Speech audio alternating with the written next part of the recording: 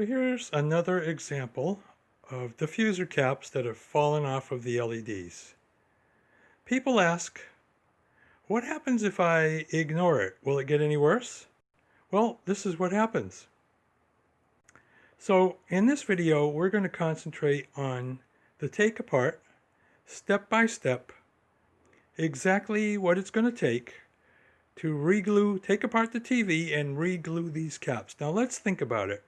42-inch LG television, new is going to cost well over $200, and this repair is going to cost 99 cents worth of glue.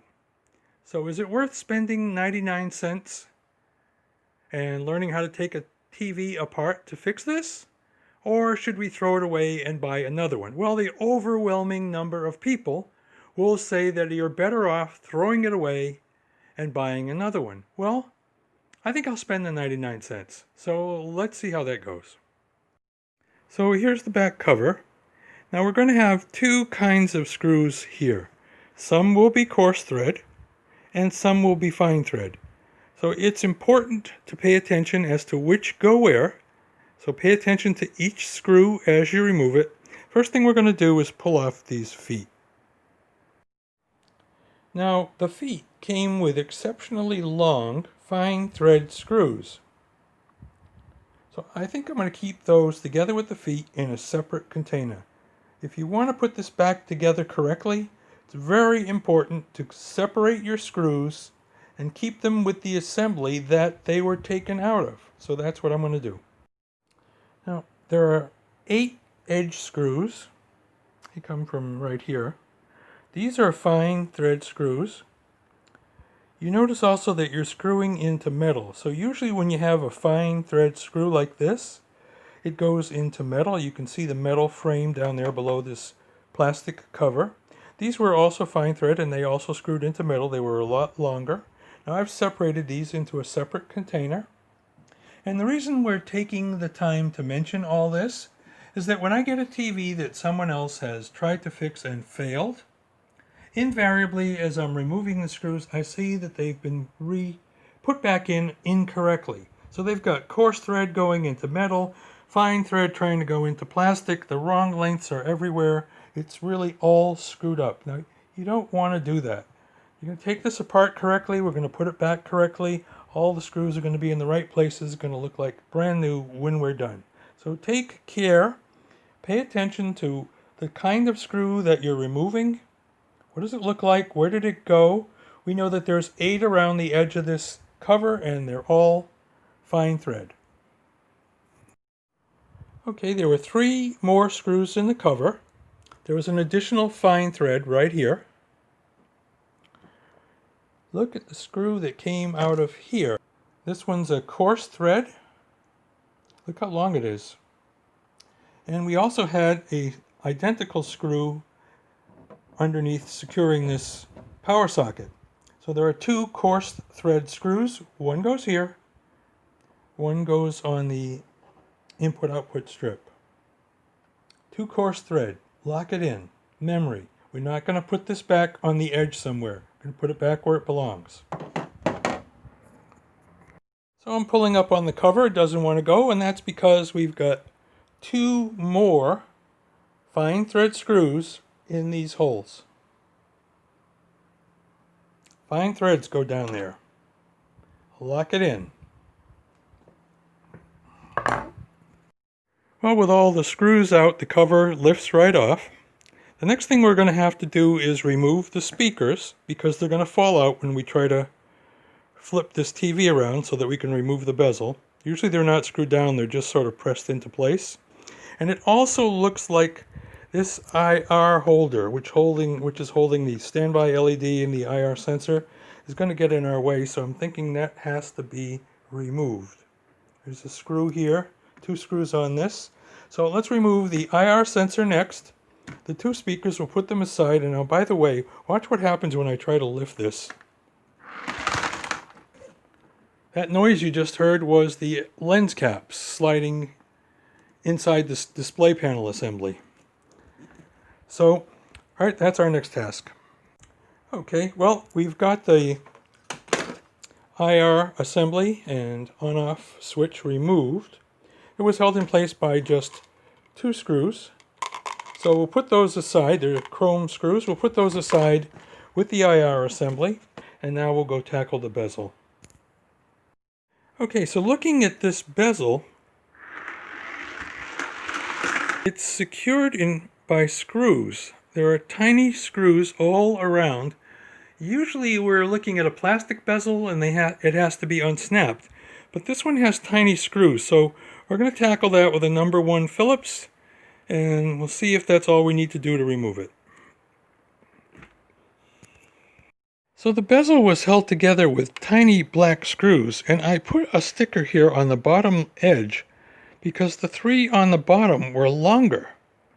The sides and top were only about half as long as that screw. Now, there's so much to remember, it's easy to forget, so with a little sticker, I'll be sure to put these back in the right place.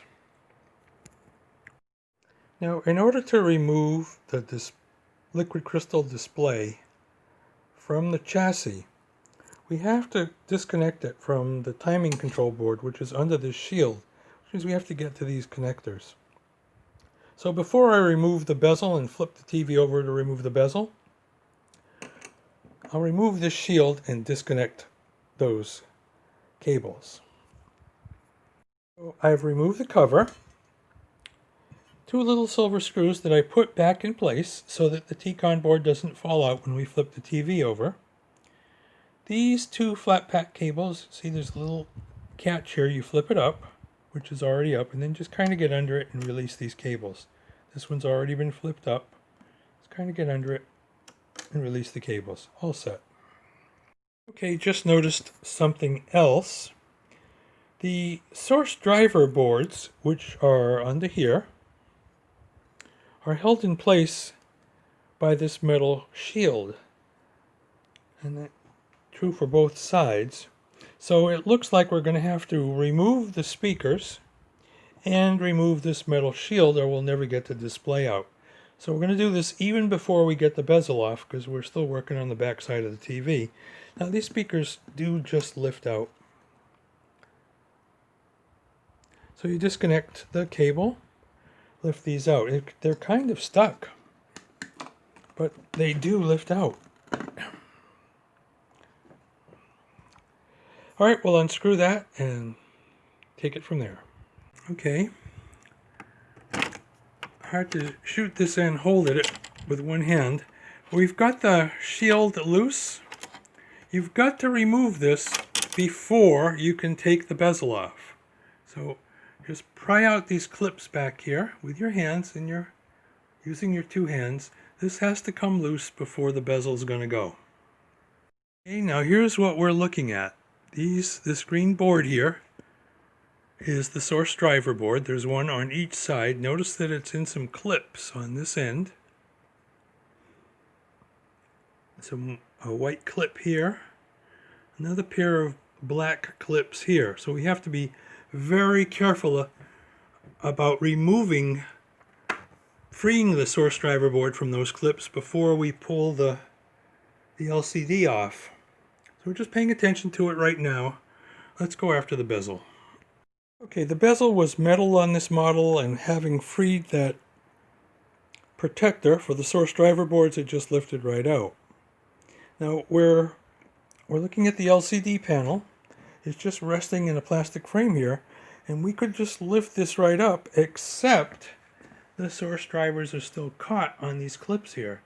So our next job is to free the source drivers from the clips so that we can just pick up this LCD panel and move it. Now prior to that, we're going to have a bench set up. I have an extra bench right here, and this extra bench with a blanket on it is ready to receive the LCD and all the diffuser panels that we'll be removing next. So let's tackle that. Okay, so I've got these source drivers free, and the way you do that is by lifting up. You lift up and then you can uncatch it from the bottom. All right. And so both sides are loose, We're going to pay very careful attention to these because these cables are so fragile. We definitely don't want to rip those cables when we remove the LCD. Okay, so here's one more picture of what you're looking for before you try to lift up the liquid crystal display. These things have got to be loose. We don't want to snag them. You look at these cables cross-eyed, you're going to rip them, and then it's game over. The LCD has been lifted off, carefully placed on this second bench. You can see that the source drivers are hanging over the edge. And now I'm going to put a towel over this so that we can start disassembly of the diffuser panels. Now, the diffusers are held in place by, this is a plastic frame. This is the frame upon which the LCD panel rests. So we're going to have to take this frame off so that we can lift these diffuser panels out. But before we do that, we're going to protect the LCD with some towels because when the diffusers go on top of it, we don't want any scratches. Now, this next piece has these clips. Now, some people were able to release those clips with their fingernails. I generally am not able to do that. So then you could just use something like this putty knife. But that's the idea. You go all around the frame, releasing these clips as best as you can, and this plastic piece will lift out.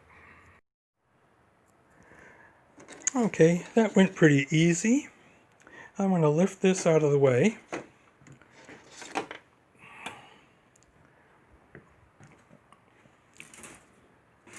Now the next thing we're dealing with are these diffuser panels. There's quite a few sheets here. We don't want to separate them. There are 3 sheets. Believe me, if you get these, put these back in the wrong order, the picture will look terrible. So we don't want to do that. We want to lift this whole assembly off in one piece. Now for what it's worth, this is your thickest, on the bottom is your thickest plastic. That's your strongest piece. So that's the bottom. The rest of these are the top, so I'm going to just put the phone down. Oh, look at that damage. I'm going to just put the phone down and we'll lift this off. They are on top of a towel, which is on top of the liquid crystal display on the second bench. And all the rest of the stuff is just leaning up against the garage door. And the TV that we're working on is right here. I don't think there's... Well, that one's still attached. That one came right off in my hands. That one came right off in my hands. Look at that. May as well take this one off because I'm sure it won't last long. So we have 1, 2, 3, 4. 1, 2, 3, 4, 5, 6, 7, 8 for its 32 lens caps, all fallen off. 32 of them. All 32. Now before we start re-gluing these loose lens caps, it would be wise to see if we have any open LEDs, because if we're going to replace them, we want to do that before we put the lens cap back on. So it's very easy. All you have to do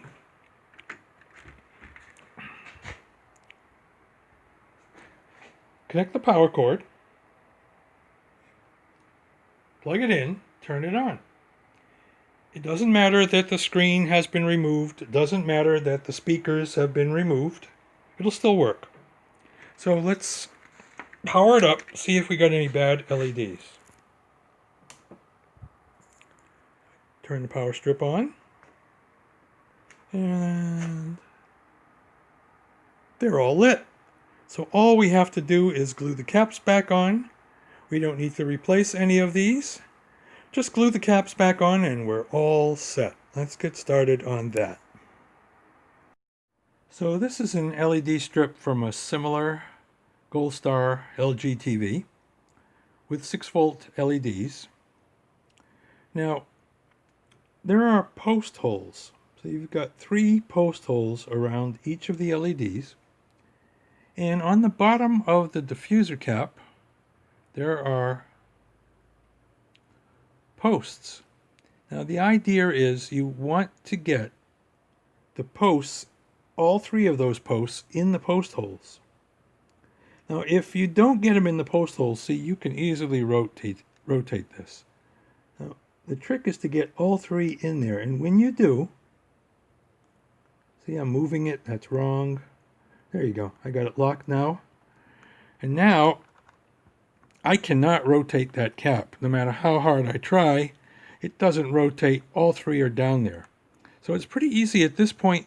It's not so easy when there's slippery glue there.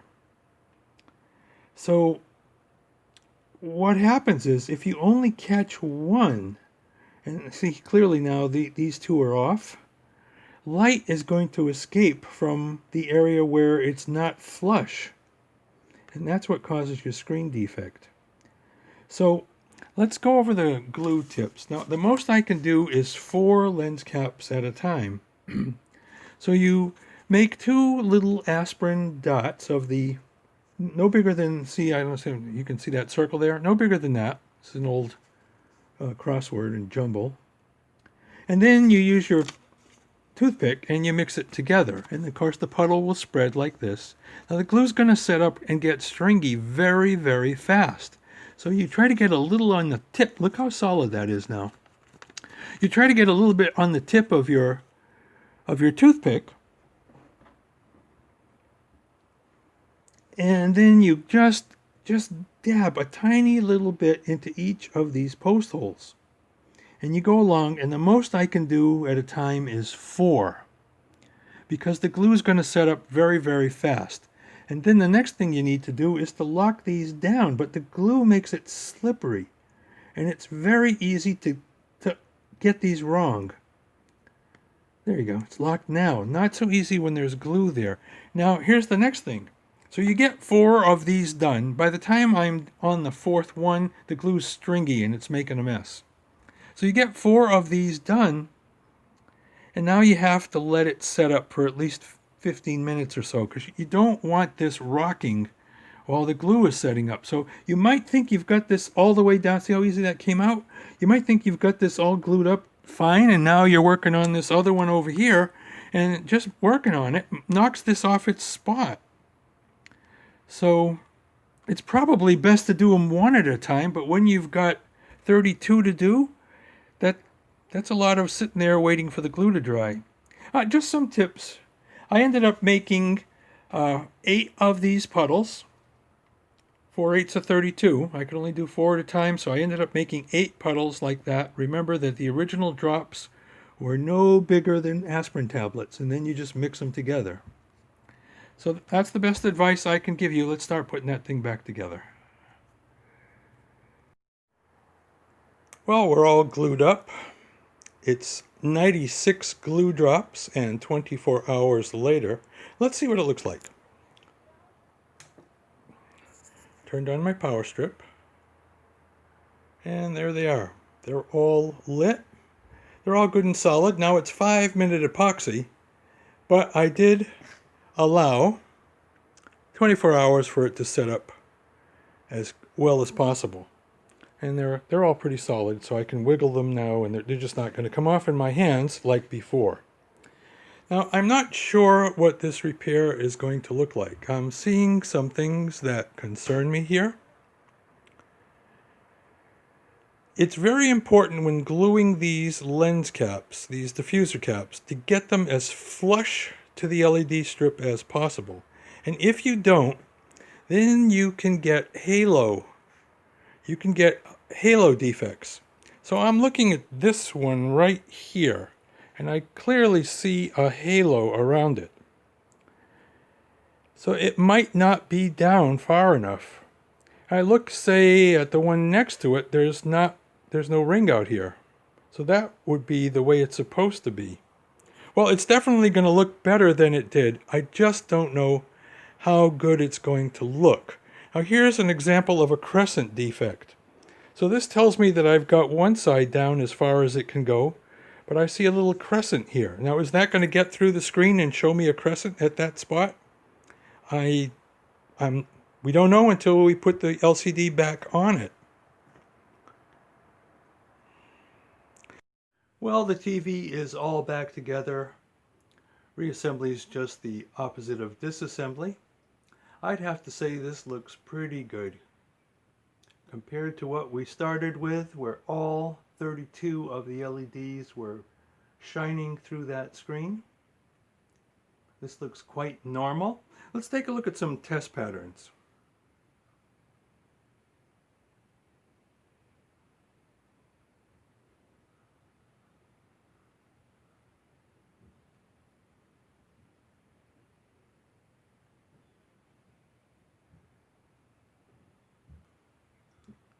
Now, if you look carefully, now that you know what it looks like underneath all these polarizing sheets, you can actually see the placement of those LEDs. But most people would not notice that, and it's certainly not objectionable. Now, I don't know what this TV looked like when it was brand new, but as of right now, those screens look pretty good. Maybe the worst one is right there. Certainly acceptable.